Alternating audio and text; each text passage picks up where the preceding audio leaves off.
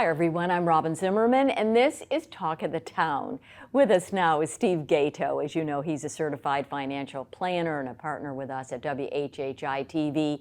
He's coming to us once again via Zoom from Marion, North Carolina, where he lives with his beautiful wife, Madeline, in McDowell County, still cutting his way out of the trees and the damage from Hurricane Helene. And our topic today is very relevant. It's going to be how we all need to prepare, not just for a hurricane, but for anything in our future, an emergency. So Steve, how are you doing?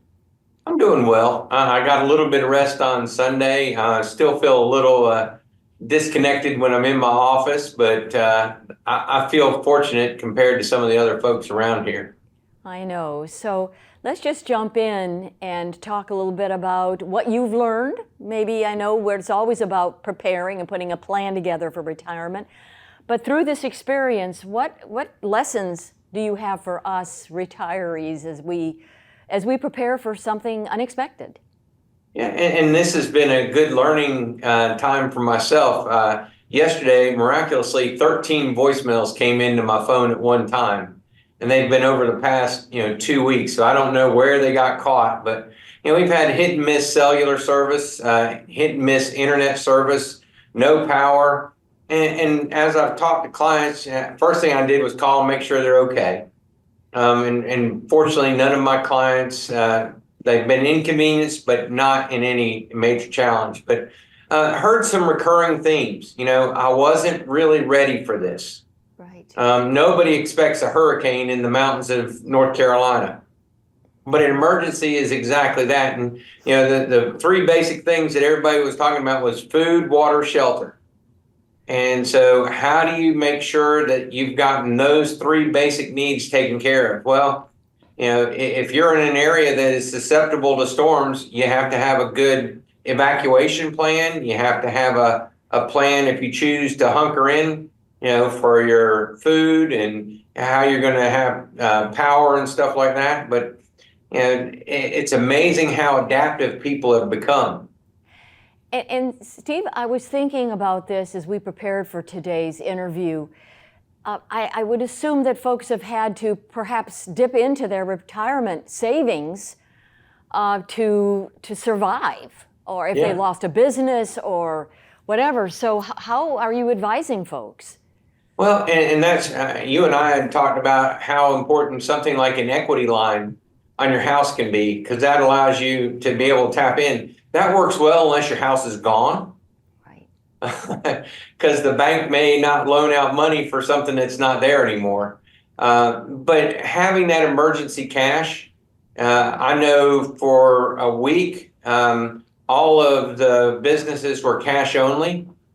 And so people were really struggling. We went all the way down to Winston-Salem and pulled extra money out of the bank down there because you could get it there. But, I think I'll probably keep a couple $1,000s handy so that, we can meet those immediate needs.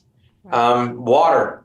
We were able to get our well hooked into our generator, so it wasn't a major thing for us. But, things like even flushing toilets, you got to have water. So if you know a storm's coming, we realize that things like all those coolers that we have wind up being real good storage vehicles for water. So, you're able to do that.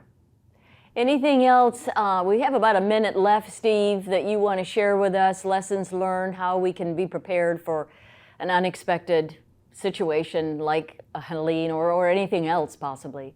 Well, I would encourage people to find out where the emergency resources are, whether that's a shelter, whether that's your church.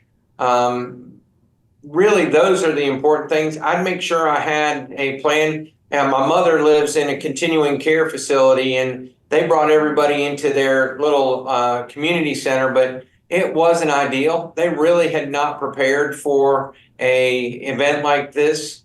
And so if you're in one of those communities, having those conversations to make sure they're ready to take care of your needs. Now, do you have a birthday coming up? I do, in November, the 1st of November. 1st of November. Well, an early happy birthday, a couple weeks away. And Thank I'm you. so glad that you and the fam are good, and just, you know, keep your prayers coming for all the others in Western North Carolina. Yeah. That If people feel like helping out, there's a great website, mcdowellcares.org. It's on my website. They can find a link to it, but that's made a huge difference. And I appreciate, you know, the support that WHHI has given to our community, and look forward to that continued partnership. Thank you, Steve, and we'll see you next time. Thank Sounds you. good. Thank you.